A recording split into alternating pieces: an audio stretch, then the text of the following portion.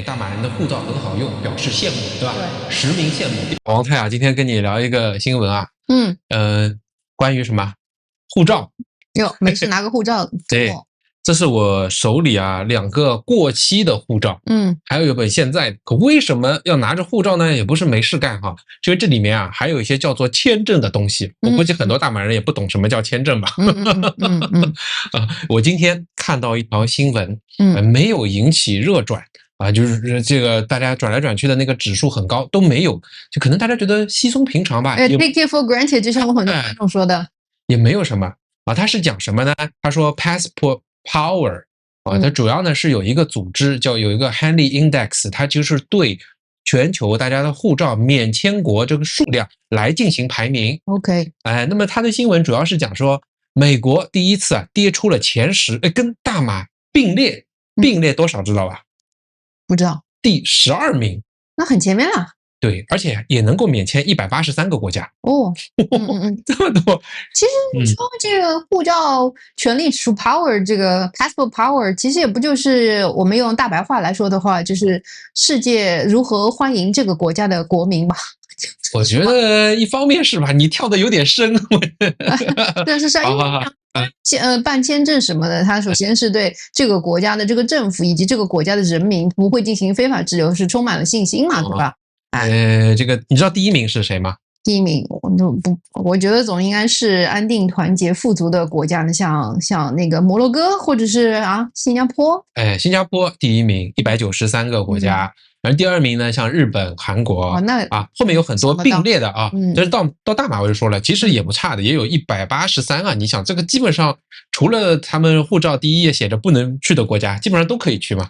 所以呢，我就说，你看大马其实也挺好的。虽然以前我知道啊，去中国也要办签证，对吧？对。我朋友跟我说，要办中国的签证非常难，可是不容易啊。对，我以前的新加坡办公室楼下就是中国大使馆，经常我去那边出差。就看到楼下排了里3圈外3圈的队，然后我的新加坡和马来西亚同事们就给我抱怨说，中国的签证也是非常难办，我非常诧异。对，要填8、9张纸，然后祖宗8代都要写一下。我也是，我以前同事也这么跟我说，然后他说里面又很小很热，他以前到中国去了，办了好久才办好。哎呀，我心里在窃喜啊，我想你终于理解我们去其他国家办护照大概是什么样子。这个有很多的故事啊，等一下可以讲给大家听。对，而且据说中国护照给予的这个天数还不一样，就是说看这个签证官的心情。那你有个问题，你刚才问我，你还没问我嘞，就是中国护照排名第几？我是不敢问，想问不敢问，我怕知道了这个最后的排名有点自取其辱的感觉。始终在进步嘛，你要抱着发展的眼光来看。毕竟最近你看，最近几年马来西亚免签了，新加坡免签了，韩国好像也要免签了，也好像快了是吧？我不知道日本可能吗？不会吧？现在这么OK 64 OK 比想象的好一点是吧？没有那讲到这个护照和签证啊，跟大家来讲一讲，分享一下我们知道的有趣的一些事情啊，都是发生在我们身上的。因为你看我们这个一本啊，真是满满的哈，各种各样的签证都有，这已经用到第3本护照了，去了很多地方。对以前办一个签证啊，虽然很麻烦，但是想象成是一个理所应当，然后不得不办的事情。我也是生活在大马，然后慢慢认识美国朋友啊、英国朋友多了以后才知道原来你们都是可以想走就走的。对的，我觉得这么轻松的吗？对，确实是这样。很多马来西亚人他们以前也不会觉得说去任何一个想去的地方不需要办签证会是一种便利，可是对我们这样去大部分的国家，应该绝大部分的国家都要额外去办签证，还要有着这个签证被拒的大概率的风险。我们这样的人是非常羡慕的。对，我想今天也很轻松啊，也不是什么吐槽怎么样。我们呢，一方面我觉得大马人的护照很好用，表示羡慕，对吧？对，实名羡慕。第二呢，分享一点我们自己经历过的各种故事，让大家也听一个乐，知道说原来护照办签证还是这样的。是，我这太多血泪史了，真的太多了。那你来讲，你来讲这个血泪史。我因为以前那个工作关系，经常是要去办一些这个签证。首先我想说的是，中国的护照，你去很多国家，你办这个短期的商务签证是办不出来的。短期的办那是没啥，只能办长期的。不，就是说像我的前东家们是合法合规的这些这个律师事务所、国际律师事务所，然后跨国企业，我们有专门的这个办签证的一个部门，他们最后给我们的意见就是说，因为一个是很难办，第二个拒签率高，然后第三个周期长，都建议我们短期的出差直接办旅游签证。但实际上你又变成商务目的了。对，其实老实讲说不是100%合规的，但是没有办法，你为了要出差的话，你必须这样去搞。是这样的，就是一个 work around。对，这是你的一个回忆，对吧？一个血泪史之一。我来讲一个吧。因为以前你看我们这本护照，哎呀，你看前面都是签证，一个一个都是美国。你看去了那么多次美国，哎呦，我这想到去美国啊，虽然我们去了10次，扒一层皮。我觉得真的是累哦。祖宗八代真的，我记得他申请表你正反面加起来应该20几、20-30页吧。最早，而且我们是我想啊，毕业不多久，那也有15、16年前去的。对，那最早的时候都是纸质的呀。对，我记得打印下来，然后你每次都说我来买买好机票，说你去填签证。我从来不管这个事，太难了，因为我们2个人，他这个上面真的是我不说祖宗8代吧。从小学开始要填，小学开始，对，什么几年在什么小学，对吧？学的什么科目，对，中学、大学，尤其你吧，小学还转那么多次啊。对，我记得还要填父母的工作单位什么的。父母，然后你的每一份工作，对，我还要回忆一遍。我第一份工作几年进去的，到几年跳槽的，还好我跳槽不算多哈。那个时候，那些人跳槽多的很麻烦。你做什么工？主要工作是什么？还有就是你申请签证前的前5年去过哪些国家？我们那个时候属于那个钱多人少，就到处去旅游，每次填个10几项。哎呀，还有就是说这个公司所在地，电话你都要写，又不敢造假，也不敢随便乱填。那时候 AI 也没有这么发达，到网上去搜，还要回忆以前公司找名片。最关键你知道什么？是你不知道的，就这张纸啊。它是填在纸上的，你填错一个，整张纸白填。对，然后那个纸又很小，是哇，这很麻烦。那这个只是说每签的一个填这个资料一个环节而已。还有一个大家广为流传，还有各种什么技巧啊，甚至有人培训的是什么面签。去美国，对，这又是一个事情吧？对，我记得我第一2次去办美国签证的时候，就是要面谈嘛，他会问你要干什么，然后要严格审核。我排在我前面几个人真的是有被拒掉的。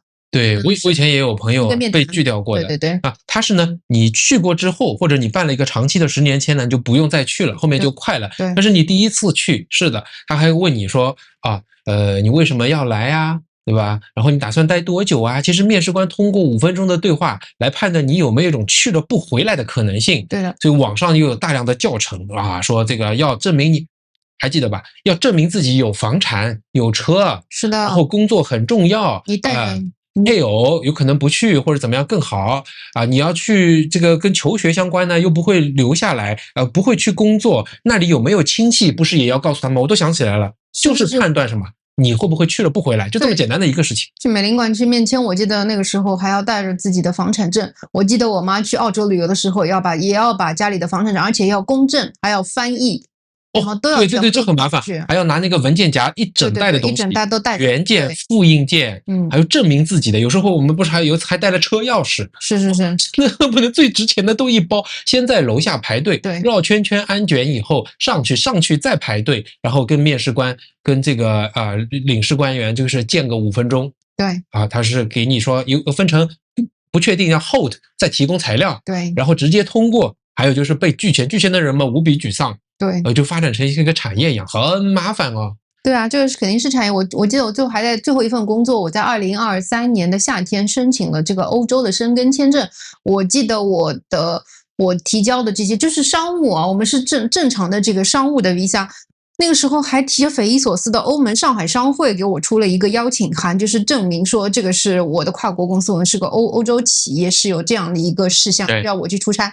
接下来我的公司还出了一份担保函，是说在这一段期间我们证明他干，并且他会回来，我们会担保他会回来。对呀，我这个真的是太不可思议了啊！然后这也是你的一个经验是吧？对，然后我想吐槽的第二点那个很奇葩的事情哦，大家可能不知道，除了这本护照之外，我们作为中国大陆居民哦，去我们所谓的祖国的一部分的这个澳门和香港地区，还有专门的通行证，一本这个其他的通行证，就是像护照一样的，你要单独去申请那个签注。我早年在香港经常要去出差嘛，这个7天哦，你只能待7天。可是我出差7天，我这个事情干不完怎么办？你在这个第6天的凌晨，然后跨过这个过境回到内地，然后再去补办一个签注，再回来办。他用2次以后，好像签注又会过期，对吧？对，不是一个签注只能待7天。只能一进一出，然后只有7天。对，然后就必须这样子。然后我曾经有一个东家的老板，他就吐槽我说：“哎，你们真的是很分裂啊！为什么你们中国人去这个港澳台，这个都是属于国际航班啊？这不是你们国内的一部分吗？”因为对他来讲的话，我当时的一个 job grade 我可以做 business class， 就是 international flights。他说明明这么近的上海到香港2个小时的，你要 claim business class， 这个不合理啊！你们国家怎么这个样子？当时我也无力反驳。这个叫国内，但叫境外啊。对，这个就是境外航班。然后我说这个就是境外，你看我们去香港不是随随便便就可以去的，我要拿个签注才可以去哦。至于去澳门更加离谱了，去澳门因为这个我们国家为了保护我们，怕我们在那边赌博，只能连续签2次。第3次就不行了，要隔半年才可以。哦，要这样的？是的，我还不知道。对的。还有这种说法，那还真不知道，因为澳门去的少，没去几次。对，我第3个血泪史，你知道吗？去台湾有多难啊？真是难的要死。这个很敏感，但是你可以说确实很难。对，现在根本就去不了吧？对，我在 COVID 当时刚刚开始的时候，我们有一个出差任务，但是当时呢，就是两地是属于中国不给你发这个入台通行证，已经是停发半年了，但是台湾这边是可以给你发这个申请的这样的一个这个类似于是入台许可证，入台证，对，也就是这样的话就很奇怪，我要拿着一本这个中国的入台证，再加上台湾批给我的入台许可证，2样东西才能够去到台湾。但是因为中国不发了怎么办？实际上你进入台湾只要看台湾给你的这份东西，所以当时我们想出来的一条出差线路是，我先中转，比如说到福冈啊，或者日本的其他城市，再从日本进到这个台湾。哦，对，因为其他境外过去就不一样了。这件事太夸张了，这个事情我们大家都觉得。那你们还蛮聪明的啊。是很不幸啊，就是我记得是在2019年的1月份开始，台湾就出了一个通知说，就是因为 COVID 的这个是发生了，所以说所有的大陆居民的申请全部都终止了，好像到现在也没有恢复。对，我知道是很难。对的，我们现在也是去不了的啊，即便是在马来西亚也是去不了的。对，我们第二家园不是如果申请入台这个旅行的话，也是已经不行，说不行，明确不行。本来还没写，我看人家泰国都能去，对吧？对，泰国的中国人也可以去，咱们就去不了。那你看马来西亚，他们就直接可以去吗？对，真的很方便。这个差的蛮多的。对的啊，你看啊，我记得还有像去日本这些地方啊，它还要分，比方说你在上海，你又是本地人，你有这个房产和户口，那好像是怎么比较快的。如果你是其他地区慢一点，如果你不幸是在福建。这大马福建人很多啊，对吧？这个700万人里面将近300万是福建人。可是在中国，你如果是福建啊，或者像以前小胡子分享在新疆啊，你完蛋了，你可能根本就去不了。对的，他看到你是福建签发的那个护照的话，那你可能就去不了，因为那边出了很多这个，对吧？对，去不了。哎呦，所以你看这个怎么整呢？对，而且我记得以前我还经常要去新加坡出差嘛，新加坡办签证也是非常奇葩的，我要跟大家吐槽一下。现在那是对中国人奇葩吧？对，人家说我们很开放的呀。对，就是说那个新加坡政府他管得非常细，他就是说他要严格执行，说所有的人去申请新加坡签证只会收350人民币的这个签证费。但是其实上不可能啊，因为你那些中介不要过日子了吗？所以中介他总是会加的，可能一本签证他就乘以2，大概说700块钱左右。是新加坡政府他怕你这个东西当中被人渔利嘛，所以说我们的这个签证的 agent 他就跟我讲说，你申请提交上去之后，你会收到一个电话，然后新加坡的领馆的人会问你说你这次付了多少钱的签证费，你记住一定要打350块。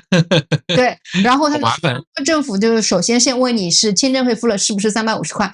接着他就会问你在公司是干什么的，你的工作内容是什么，然后你的月薪是多少，要电话把你问一遍。你要是接不到这个电话，记住你的新加坡签证你就玩完了。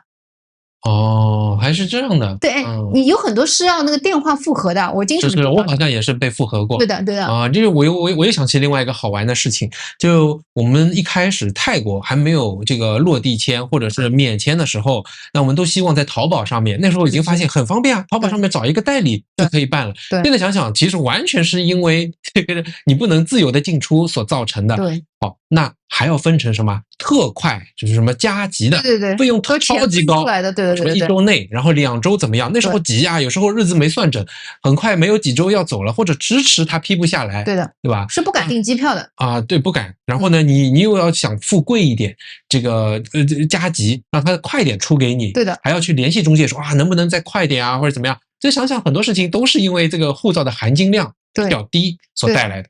对的，因为你不能够得到这个签证，你在没有申请成功之前，你不敢订机票，所以当时我记得我们的这个公司里面的这个travel agent 还专门给你付点钱，你给你做一个所谓的这个叫机票 confirmation， 因为这是一个悖论。首先，因为你申请签证，他会告诉你要有一个完整的 travel plan。其中就要包括你订酒店的，这个没问题，我随便订一个可以 cancel 的就可以了。但是机票你必须要出票单，你知道吗？但是你有时候会觉得说，我万一被拒了，我可能就去不了，怎么办？所以就应运而生。当时在中国有个很大的这样一个群体，就是给你制作一个，你付点钱去制作一个真的所谓的这样的一个ticket confirmation， 就是我们因为这样去申请，花了多少冤枉钱啊！真的是太多了，然后养活了多少这个下游产业链的人啊，真的是太多了。所以我想啊，你看大马呢，它处在亚洲的中心，对啊，它同时呢，你想穆斯林国家基本上都可以去，对，英联邦又可以去，对，再说本身呢，它跟大家关系也都很好，对，在这个东盟也可以去，对吧？所以你刚刚讲的就是说，别人喜欢你，我觉得是一方面，其实还有一个道理呢，就是你也不禁止别人进来，你比方说中国那个时候，马来西亚你过来也要办签证嘛，所以别人会采取对等的，你希望我办签证，那我也希望你来办一个签证，那也没有办法。其实呢，也是和中国就是说自己没有让太多的国家轻易的进来有关系的，那大家不要跟你对等。对，当然就是也有很多其他的原因了，总之呢，就导致这个含金量没有那么高，现在也就只有64名，就是好吧。反正我们是非常羡慕的，我觉得年少的时候，因为你不知道其他的国家原来他们国民拿着签证可以去到这样多的国家，不需要办这种繁琐的签证。就年少的时候，你还觉得这是就像你说的，理所当然的签证是吧？是这样。可是当我们老了，然后看到了一些不一样的这个情况，然后认识了不同国家的人，你就会觉得说，哎，他们真的是说走就走，这种所谓的权利，对我们来讲，我们还是很难享受到的，尤其是一些比较热门的发达国家的这些旅游景点，对吧？这些国家真的对我们来讲，现在依然是非常难申请的。哎呀，怎么办？羡慕，对。也好，你看我们花花绿绿的，像集邮一样啊，各种可以看一看，对吧？啊，日本的，你看那敲满啊，这个什么印尼、越南啊，新西兰，是呀，一大堆，你看。你说就算是免签不一样，我也是来了大马我才知道，其实你说像日韩这种国家他们这些陪读的家长一开始没有申请到陪读签证的时候，90天，他们是90天的旅游签证啊，我们只有30天啊。人家是 normal 嘛 ，normal 啊。你因为就说很多人在中国过来的是30天，开始过来，有些家长要办学签，学签还没有下来，但自己的签证又快要过期了，所以只能离开学签又办不下来，再回来，哎呀，这很麻烦。人家不说，这中国学生和家长最麻烦。对，我这样没办法呀。我到学校里面去，在学校里面工作人员跟我们讲说，真的只有你们中国人是30天，其他的国家都是90天，我们不存在你们这样的烦恼。哎呦，认清现实。是，所以我觉得公海呀，被忽略的这个新闻真正的也是大马的另一个宝藏的这个幸福，我觉得大马人的幸福。对，这个没办法，你学不来啊，你可能是这个更不可能有更好的护照了啊。说了也说了20分钟了，确实是啊，谢谢大家，谢谢讲些故事给大家听听哈，拜拜。